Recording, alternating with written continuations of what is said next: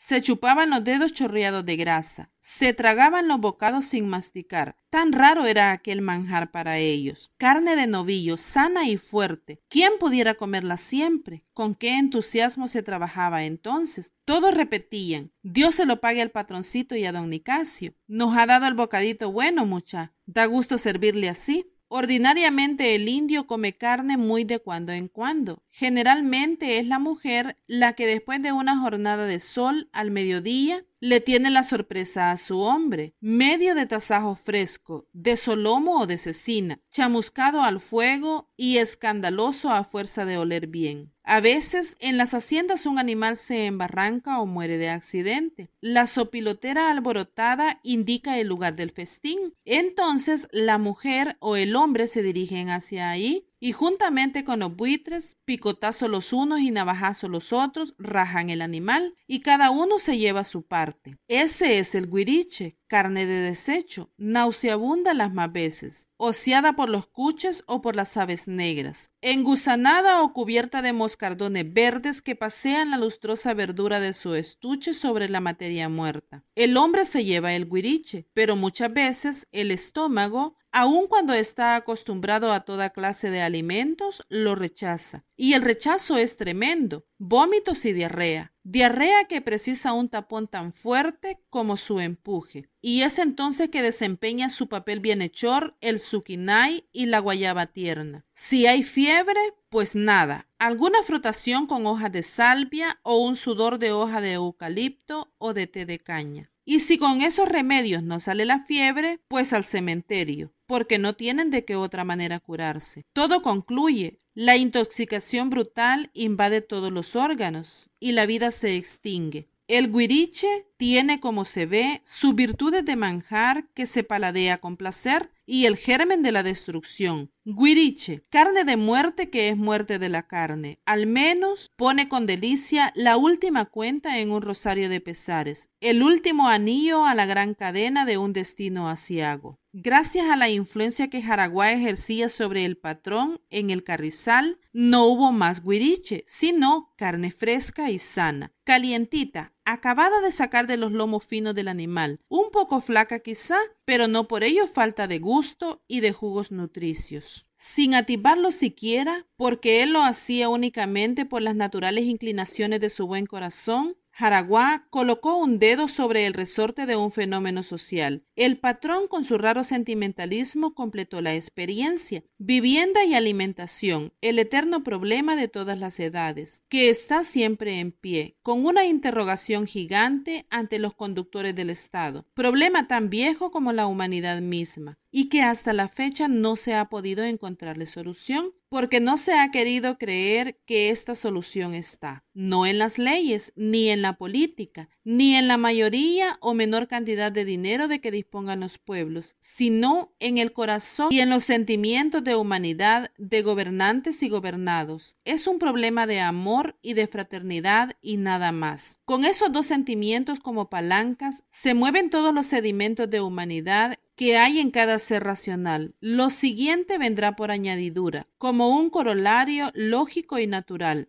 Mientras todo eso no se comprenda con ancho espíritu de justicia, muchos problemas continuarán sin solución hasta el final de las sociedades. La janda amaba a Jaraguá. Este fue quien le proporcionó su primer goce físico y espiritual. El gran velo del sexo fue rasgado ante ella por él. No sospechó nunca que pudiera gozarse en el mundo de una manera tan completa, ni que un hombre se incrustara de repente, de rondón, en la vida de una mujer. Ella lo sentía por todas partes, a todas horas, en el sueño y en la vigilia. La silueta del amado estaba siempre de cuerpo entero en las pupilas y se paseaba a su gusto por todos los rincones de su corazón. En su mente analfabeta y en su espíritu sin timón, pero con alas al viento, ella trataba de analizar sus deseos, el porqué de aquella inclinación tan súbita y tan ingobernable, y jamás consiguió motivarlo. Apenas si pudo ella decirse con sencillez admirable: es para mí como el agua que bebo y el maíz que me sustenta. Me hace falta y sin él no podría vivir. Era, pues, aquel advenedizo un complemento de su existencia, como el sol para las plantas, las lluvias para los sembrados. No sabía quién era ni de dónde venía, ni quería saberlo. ¿Qué importaba? ¿Preguntaba acaso la flor de dónde viene la luz que le da vida? ¿O el pájaro quién le puso las alas en el cuerpo para cruzar los espacios azules? ¿O la noche quién le regala su alfombra de estrellas? ¿Pregunta acaso la barca lejana de dónde vienen las olas que la columpian mansamente? No, existen, y eso es lo real y lo que interesa. ¿Por qué afanarse en averiguar el origen de las cosas? Origen que por otra parte jamás se encontrará, si ellas en sí son las que nos dan placer o amargura, independientemente de sus fuentes reales o no. La janda sentía amor, aquello era grato y la hacía gozar. Lo demás salía sobrando. Gozaría el instante intensamente y se haría así la ilusión de que ese instante era la vida toda, la eternidad. De todos modos, la vida a su vez no es más que un minuto fugaz en el absurdo galope del tiempo, y la dicha un intervalo lúcido de la gran locura del mundo, un segundo de euforia en la agonía eterna del cosmos. Ella, pues, era realista, en realidad de su ignorancia, y sentimental de la ignorancia de la realidad futura. Jaraguá, por su parte, no podía asir con mano segura los sentimientos que tenía respecto a la janda. Esos sentimientos yacían alborotados y dispersos en la superficie de la subconsciencia. Sabía que la deseaba, que a la vista del cuerpo brincador se le barajustaban enloquecidos los instintos.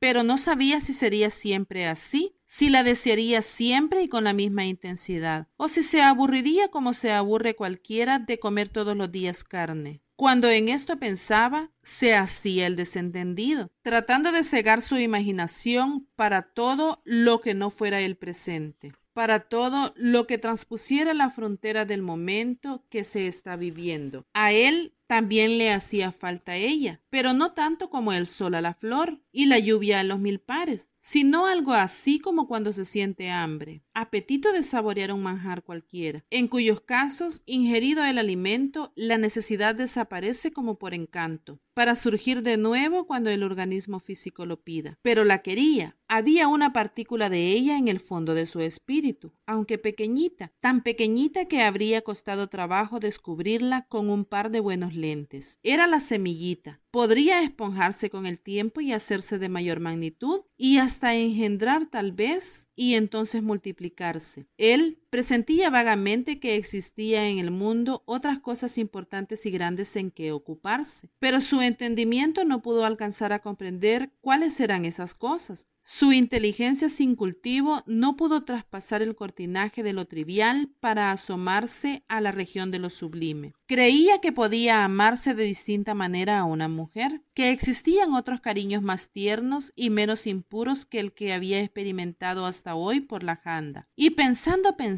se perdía en el mar tumultuoso de lo inaccesible. Como conclusión, se contentó también con vivir el presente, sin auscultarlo, y con ignorar el futuro para mejor gozar del presente. La naturaleza le dotó de una excelente imaginación y de un discernimiento claro de lo justo y de lo injusto, pero su incultura no le permitió plasmar en hechos las ideas que se incubaban en su cerebro, como en un gran laboratorio de alquimista, pero que no nacían viables. Y esto era lo que le daba mucha superioridad sobre los demás hombres de su clase, cierta distinción y un atractivo singular. Las creaciones que iluminaban su interior hacían interesante y simpático su exterior. Por ello, Jaraguá fue siempre un ser incomprendido, por él mismo y por los demás. Desaparecería del mundo, ignorando totalmente su destino y sin tener siquiera la visión de lo que pudo ser, de desarrollarse en otro ambiente y de asimilar un poco de cultura. La janda continuó brindándole su cuerpo, sin exigirle nada a cambio, ni siquiera demasiado cariño, se contentaba con poco. La humildad y la abnegación de ella fueron seduciéndolo paulatinamente. Se dio cuenta exacta de la lealtad, de la grandeza y del desinterés de aquel cariño, y así fue formándose en él un sedimento, por así decirlo, de gratitud y de admiración. hacia la hembra que se entregaba plena, sin pedir recompensa alguna. Un día habló con ñor Eulalio respecto a las intenciones que abrigaba de hacer a la janda su compañera de toda la vida. El viejo, con entereza, le hizo notar que aquella decisión debía de pensarla un poco más y detenidamente. No fuera a hacer que más tarde se arrepintiera, y entonces ya no hubiera medio de enmendar el error. Él insistió en que ya lo había pensado todo lo que había de pensarlo, y que tenía tomada su decisión definitiva. Pero Eulalio no transigió y no le dio ninguna respuesta categórica, diciéndole únicamente que podía consentir con la condición de que se esperara un tiempo prudencial para ver si él insistía en sus pretensiones. Luego, solos la janda y Jaraguá, aquella lloraba en los brazos de éste y le decía compungida: mi tata dice eso porque todavía no sabe lo que me ha pasado. Él siempre soñó con casarme con un hombre, aunque fuera pobrecito, pero que fuera trabajador y honrado. Y más no sabe que el hija a quien más ha querido ya no sirve para nada. ¿Qué va a decir cuando lo sepa? Y en demás, ¿qué puedo esperar yo? Que como todas lo único que tenemos de riqueza es la honra. Todos me mirarán de riojo y se burlarán de mí. No te aflijas por eso, janda. Yo te quiero, y como no vamos a decirle nada a tu Avilla, nos casaremos, y no se va a dar cuenta ninguno de lo que ha pasado. Sí, pero ya varias viejas chismosas sospechan y me tiran chifletas cuando me miran. Una dijo ahora en el ojo de agua, cuando yo llegué: qué galán esa naranja, pero lástima que ya está podrida.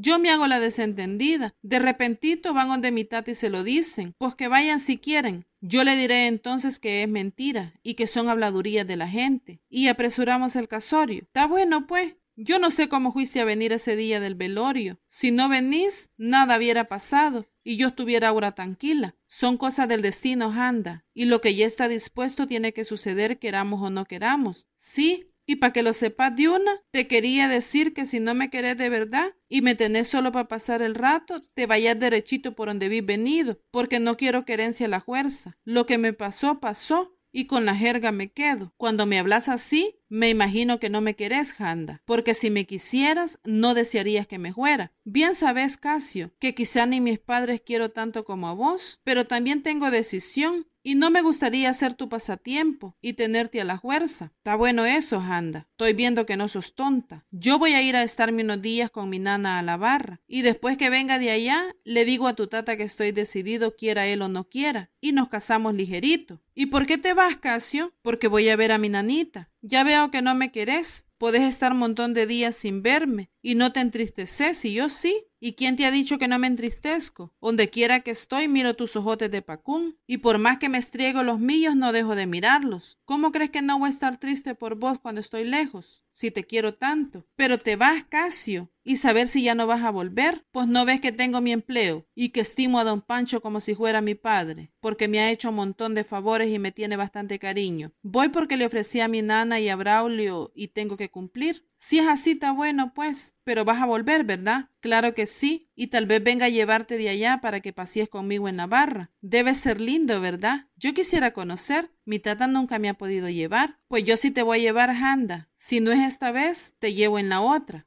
Ella se conformó al fin y se despidió de él, pero quedándose llena de inquietud y de desconfianza porque se imaginaba que él podía perfectamente no volver ya, y aunque no le importaba quedar burlada, lo quería intensamente y no estaba segura de poder resistir su abandono. Aquello sería la muerte para ella. Sin embargo, no le quedó otro remedio que conformarse por ahora. El invierno se había ido ya. Octubre, mitad llorón, mitad risueño, se despidió con lluvia y viento. Se iniciaba la caída de las hojas. Estas se desprendían de las copas y vagaban por el aire, como sueños dispersos, siguiendo rutas ignoradas. Así se van también las ilusiones y se ponen amarillas también como las hojas. Agonizan, se apagan, faltas de fuego vital. Enfermizas y pálidas, van muriendo lentamente, dejando desnudo el alma y titirando de frío el corazón. Las hojas se caen, son ilusiones que se fugan. Son la coquetería del árbol, arrancada cuando más orgulloso está de él, y queda entonces sin belleza, como una mujercita de ciudad acabadita de bañar, descolorida y cadavérica, sin la máscara del berbellón. Y qué triste es la sonrisa de un árbol desnudo y de una mujer sin rogué. Se diría una mueca de tragedia.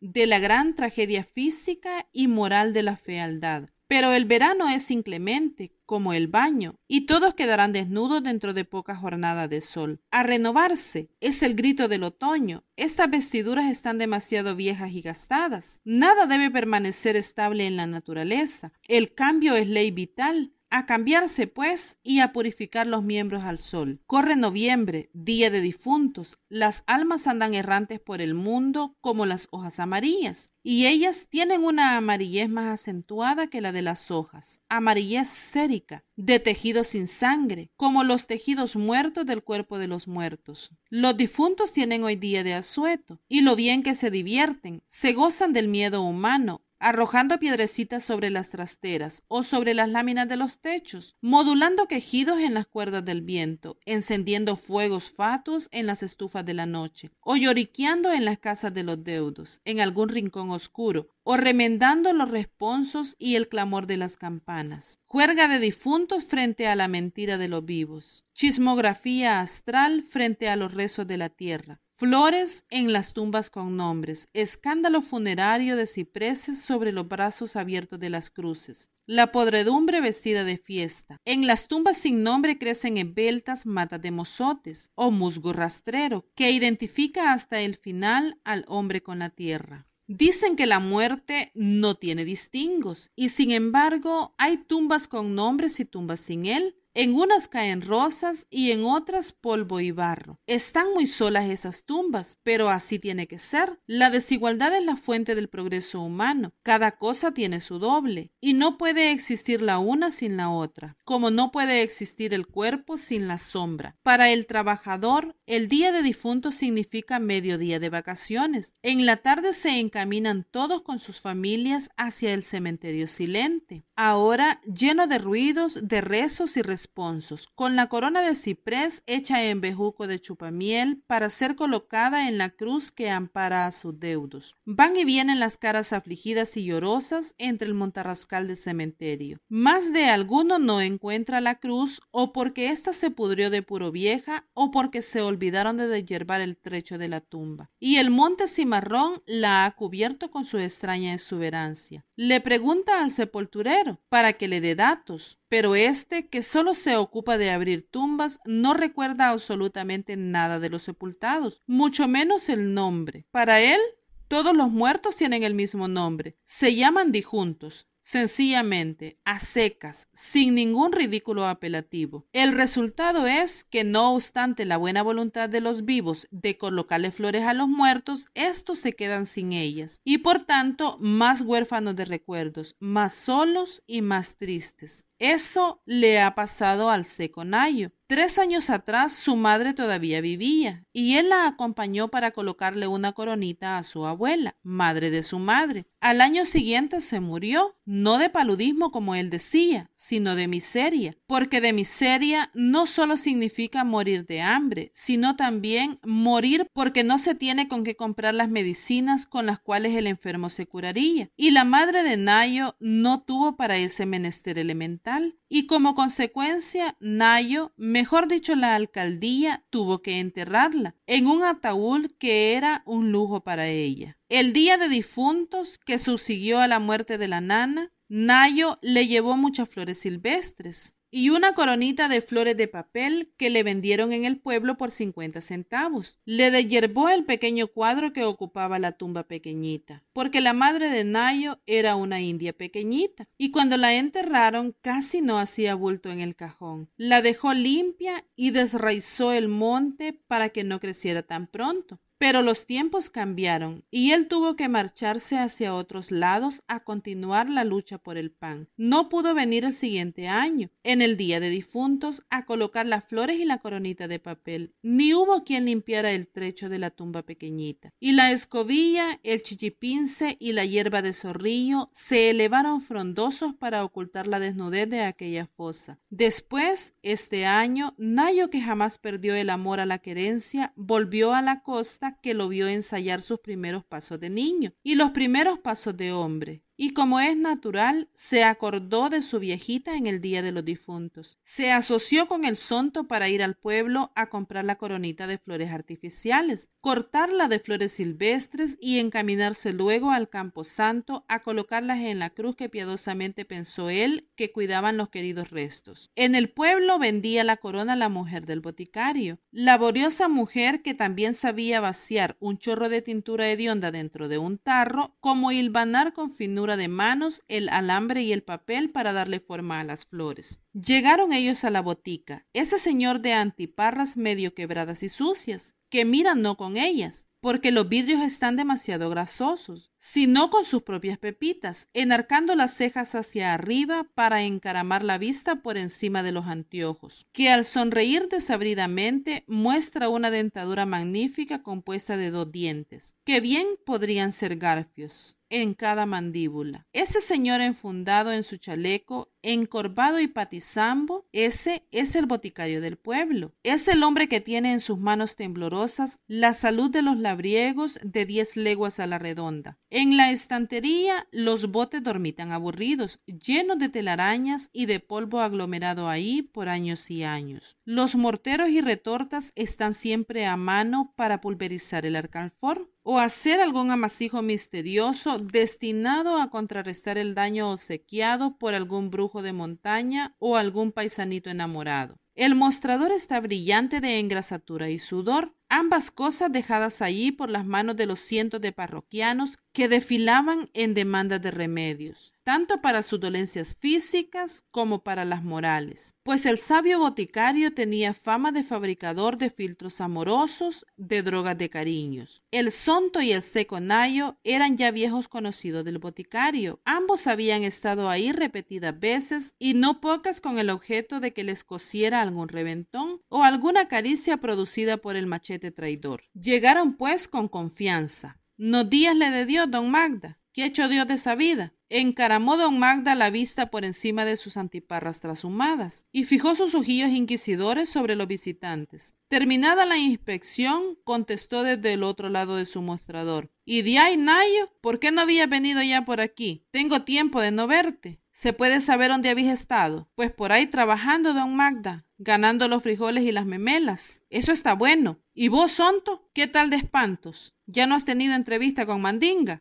Dios me guarde, don Magda. Hoy jueves y mañana viernes. Eso ni que pensarlo. Y al decir esto, el Sonto hizo devotamente la señal de la cruz con el dedo pulgar y el índice, los que llevó a los labios bajando la cabeza. Pero antes me venía siempre a contar que no le tenías miedo a nada. ¿Y de cuándo acá te habías hecho miedoso? La experiencia, don Magda, la experiencia. Paró don Magda en seco el diálogo, porque en esos momentos llegó a la botica un pobre hombre, teniéndose las quijadas y dando unos pujidos tan lastimeros que infundían lástima. Apoyó cansadamente los codos sobre el mostrador sin dejar de sostenerse las mandíbulas, y medio pujando y medio hablando, díjole a don Magda: don Magdita, por todo lo que usted más quiere en el mundo, sáqueme de la boca este dolor de muelas que me está volviendo loco. En de las 7 de la mañana no me ha dejado ni asinita, y como hoy es día de los dijuntos, pues me está dando miedo que yo me vaya a ir también. Ajá, acércate, vamos a ver esa muela. No es la del juicio, ¿verdad? Que don Magda, es una de en medio y no la aguanto más. Con seguridad de experto, don Magda examinó la muela del enfermo. Se la escaroleó con una aguja capotera, sacándole de adentro una buena cantidad de tabaco y otra no menos buena de restos de comida. El enfermo anhelante le pregunta: ¿qué tal, don Magda? ¿Tiene remedios a carajada? Si no, me voy a ir derechito al primer barranco que encuentre a tirarme y acabar de una vez. Tiene remedios si pagas la curación. Vale 1 peso. Pucha, don Magda, usted aprovecha la necesidad, pero con tal de no morirme le daré la plata. Venga pues, adelante. Y enseguida ve el remedio. Del fondo de uno de los sucios bolsillos, el de la muela, sacó un billete de banco que tenía como 10 dobleces, pusco y casi deshaciéndose. Aquí está, don Magda. Algo viejito, lo mira, pero no tenga desconfianza, que me han dicho que todavía se le mira el número. Lo tengo así porque lo tenía guardado en un cuchumbo junto al juego, para ver si juntaba para un mitunquito. Pero no ha sido posible y ahora menos. Usted se lleva toda mi plata, pero écheme pa' fuera esa muela babosa, que no me siga molando más. Con mano temblorosa de avaro, don Magda tomó el billete, lo vio a trasluz, lo observó cuidadosamente, lo olió con fruición y finalmente dijo al hombre: «Está bueno, te voy a hacer el remedio. Esa muela no te va a volver a fregar porque te la voy a sacar y sin ningún dolor». Sacó un líquido blanco de uno de los tantos botes que dormitaban en la estantería y empapó un pedacito de algodón con el tal líquido. Luego, con la misma aguja capotera, le introdujo el tapón al enfermo en el orificio de la muela. Dio un gran respingo en el acto y un alarido que no era de cristiano. Después se quedó callado, saboreándose como quien le da vueltas a un caramelo en la boca. «Escupí, hombre, ahí te va a venir la muela». Obedeció inmediatamente el otro, y al escupir, en efecto, cayeron al suelo los pedazos de muela, negros de sarro y de inmundicia. El boticario le dijo entonces: «Ahí tiene su muela, amigo, yo cumplo lo que ofrezco». El hombre dio un ancho suspiro de satisfacción y miró a don Magda con ojos brillantes de gratitud. «Por más que a mí me porfeyen, yo digo siempre que no hay como don Magda en todito esto. Cualquiera diría que es cosa de brujería, pero no es asina. Yo mismito vi del bote de donde sacó el remedio. ¿No es verdad, señores?», agregó dirigiéndose al Sonto y a Nayo, que habían contemplado estupefactos la curación maravillosa. «Con los ojos lo hemos visto», contestó el Sonto al instante. Don Magda sonreía con su risa desabrida, mostrando sus hermosos dientes que bien podían ser garfios. Compró Nayo su corona y, despidiéndose del boticario, le dijo que ya quedaba entendido de que sacaba muelas sin dolor y que le iba a hacer la propaganda entre sus amigos del monte. Ya en el camino, el Sonto, que no había despegado los labios sumidos en una honda meditación, habló al fin. «¿Qué te pareció lo de la muela, Nayo?